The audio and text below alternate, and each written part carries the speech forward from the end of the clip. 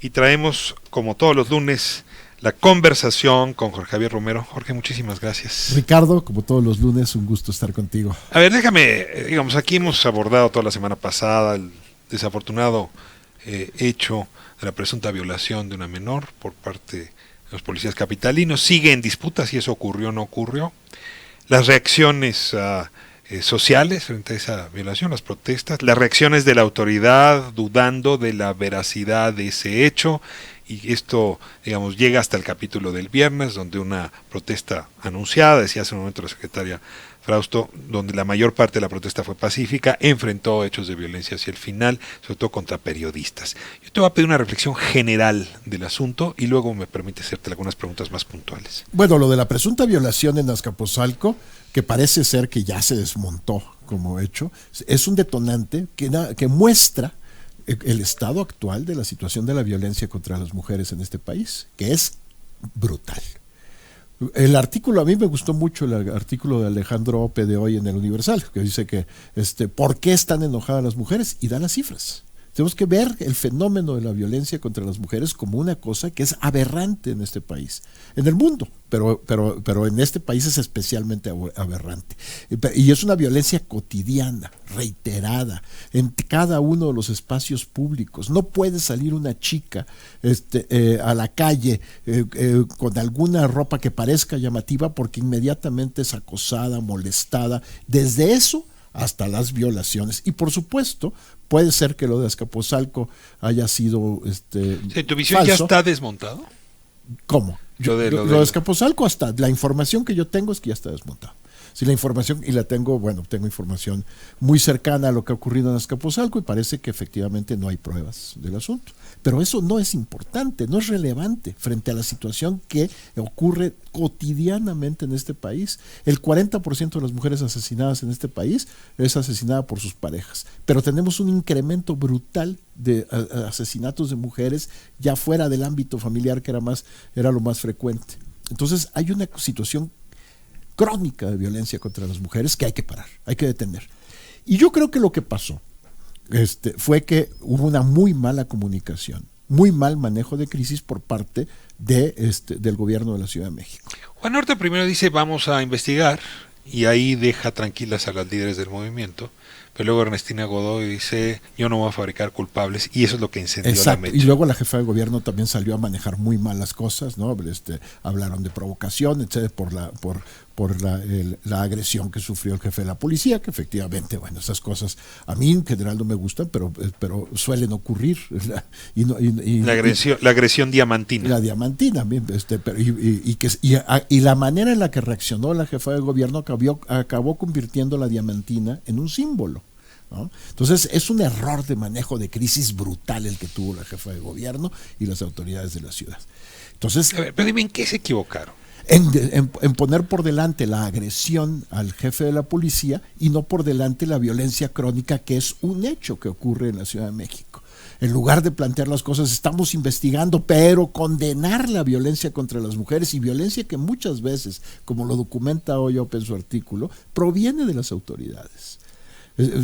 Si lo de Azcapotzalco no ocurrió, el hecho es que sí han ocurrido constantemente agresiones de policías, de Guardia Nacional, del Ejército a las mujeres, ¿no? Estamos viendo el caso de la policía bancaria que violó en el baño de un museo a una muchachita, ¿no? Cosas así que son cotidianas. Y entonces, por supuesto que la jefa de gobierno, que además viene del movimiento de izquierda y que es mujer, manejó mal las cosas porque no puso por delante, no entendió la indignación que están viviendo las mujeres. Aquí te voy a hacer una pregunta complicada por tu proximidad ideológica e incluso afectiva, que además comparto yo también, entonces más vale decirlo de entrada, con Marta Lamas. Es decir, si alguien, lo decía yo la semana pasada, a mí me ha ofrecido referentes, ¿no? Entendimiento de la crisis de lo femenino en nuestro país, de las políticas que no logran enfrentar correctamente la discriminación, ha sido Marta Lamas. Y sin embargo, ha tenido, como vamos teniendo todos, distancia con las siguientes generaciones de líderes feministas. Sí, eso le está pasando a Marta. Era una buena idea pedirle a ella convertirse en la interlocutora con este movimiento. Pues no lo fue, por desgracia no lo fue, por supuesto, como tú bien dices, yo a Marta la respeto, la admiro, la quiero, tengo amistad con ella, y lo que ocurrió es que ella también tiene amistad con la jefa de gobierno. La jefa de gobierno le pidió que fuera interlocutora, pero efectivamente, como tú bien dices, Marta se ha ido alejando de las nuevas generaciones. El último libro por de decisión Marta, propia, además. por decisión propia, ella mantiene una posición que es distinta a la que mantienen los grupos, sobre todo los más radicales del feminismo actual. Su libro sobre acoso ha sido muy cuestionado desde el feminismo de las nuevas generaciones feministas, porque lo consideran tibio, porque lo consideran que no es suficientemente crítico con el fenómeno del acoso. Yo tiendo a estar más de acuerdo con la posición de Marta, tal vez generacionalmente, y porque yo formé mi idea feminista en torno a Marta, pero creo que ahora su interlocución fue una interlocución fallida. Salió a defender a su amiga, hizo bien, pero su interlocución fue fallida precisamente por esta cuestión. Ya no tiene comunicación con las nuevas generaciones de feministas.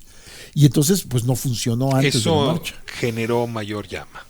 Por supuesto, fue calentando el Y ambiente, se convoca ¿no? la reunión, la manifestación del viernes. Una manifestación que aquí intentamos cubrir. El programa cierra a las 5, la manifestación estaba andando en ese momento. Pero de lo que yo alcancé a seguir, era una manifestación que había logrado, sin renunciar, lo decía yo en ese momento, al derecho a la ira, que parece un derecho, ¿no? Es una cosa distinta, el derecho a la ira que la violencia. Iba por buen camino, era una ira contenida en un ambiente pacífico, déjame plantearlo así. Pero, en efecto, era una tierra fértil para que las cosas desbarrancaran. Y de pronto vemos actores que deciden golpear no a mujeres, sino a la prensa, para generar una reacción negativa de la prensa. Y ahí, Jorge, lo decía hace un momento, no tengo evidencia contundente, excepto que ese varón con camiseta blanca, pues no parece un agente del movimiento, que alguien está sembrando ahí petardos, o déjame ponerlo más fuerte, incluso hasta bombas, minas, para romper la relación entre el gobierno, el movimiento, entre los medios y el movimiento, etcétera. Este tipo de cosas han existido también siempre. Cualquiera que haya participado, como yo lo he hecho en manifestaciones desde hace 40 años, sabemos que hay infiltrados y provocadores, que hay distintos intereses que quieren desprestigiar a las manifestaciones, que quieren radicalizar a las manifestaciones. En los años 60 era muy frecuente que un grupo que se llamaba Movimiento Unificado, Universitario de Renovadora Orientación, el Muro, infiltraba las marchas de los estudiantes para reventarlas, ¿no? Con actos de provocación y de violencia. Y es imposible contenerlos. Es muy difícil contenerlos, solamente se pueden contener si los propios movimientos se protegen frente a ellos. Pero a ver, aquí te detengo. Hay una manera de protegerse. Las manifestaciones del silencio, por ejemplo, funcionan para protegerse. Claro. Lo vimos en las manifestaciones justamente estudiantiles del silencio, no estoy hablando de la 68, la que se tuvo ahora frente a la movilización universitaria, digamos, frente a la violencia. Pero hay incompatibilidad entre la necesidad de mostrar la ira, claro, y hacerlo por la vía del silencio. O sea, sí tengo que advertir que hay cosas que se pueden defender por el silencio, pero hay otras que no. Claro. Y esto es una contradicción del propio movimiento. O sea, estarían obligados a actuar con docilidad para que nadie se les colara, pero al mismo tiempo, pues lo que se busca es una protesta aireada, fuerte. Es. Y además, en este caso, yo sí estoy de acuerdo con que la protesta tenía que ser estridente, porque la situación, porque había una sensación de insensibilidad por parte de las autoridades de la Ciudad de México, y porque la situación está llegando a unos límites que ya tenemos que detener como sociedad. Entonces es muy complicado, sobre todo además con una manifestación organizada a través de las redes sociales, sin un núcleo organizativo central que se puedan proteger frente a las provocaciones. Las provocaciones existen. A mí me queda perfectamente claro que el golpe al reportero de ADN 40 fue un golpe de un infiltrado. De diseño, de pues. Diseño. Pues ve cómo actúa, pues todos hemos visto el video, ¿no? Cómo actúa el personaje con la cachucha, tapándole media cara, voltea y intencionalmente le pega el puñetazo en la cara al reportero, que cae y se va tranquilamente saliéndose del lugar. Alguna de las organizadoras de la manifestación me dijo que algunas chicas lo persiguieron y lo trataron de bañar de diamantina, pero eso ya no se ve en las imágenes que tenemos, ¿no? ¿Quién pudo haber sido? A ver, te ruego que me ayudes a especular. ¿A quién le conviene este pleito? Porque yo veo a la prensa exigiendo al presidente hoy en la mañana, protéjanos cuando cubrimos las manifestaciones. Veo otra prensa que le dice, intervenga, mande a los granaderos, esto es intolerable, ¿no? Y un poco el mensaje de, hombre, cuando estas señoras histéricas marchen, necesitamos al orden público enfrente.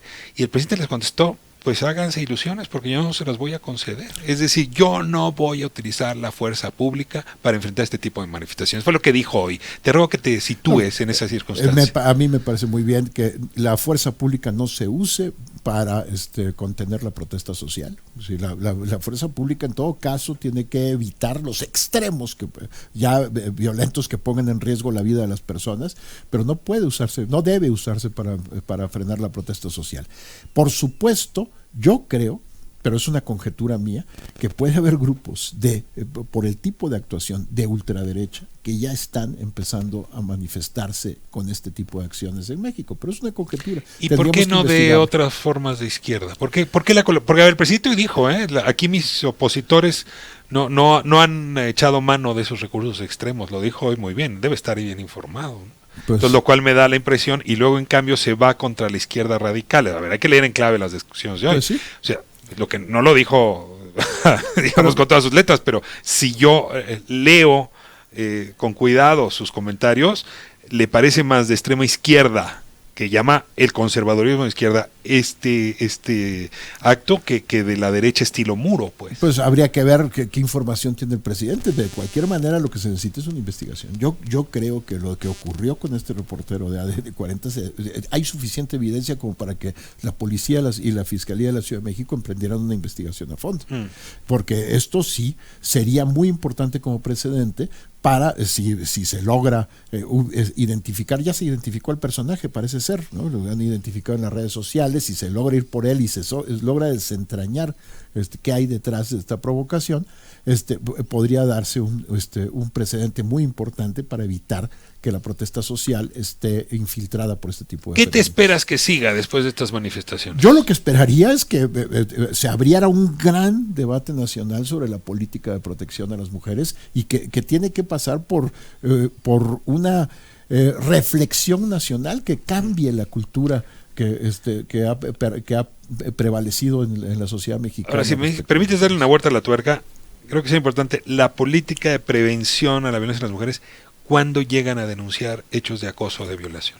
O sea, creo que ahí están enormemente desprotegidas. Así es, están tremendamente desprotegidas, y esto tiene que ver con el lamentable estado en el que se encuentran nuestras fiscalías, que están en un proceso de reforma, de una reforma trunca, mal hecha, que en muchos casos no es más que cosmética, cambio de nombre, y lo que necesitamos es que se reduzca la impunidad sustancialmente, y eso solamente lo vamos a tener con fiscalías que sirvan. Mientras no tengamos fiscalías que sirvan, vamos a seguir teniendo estos niveles de impunidad. Jorge Javier Romero, muchísimas gracias por tu intervención de todos los lunes. Vamos a ver con qué nos esperamos la semana que entra, la siguiente etapa de esta conversación. Vamos a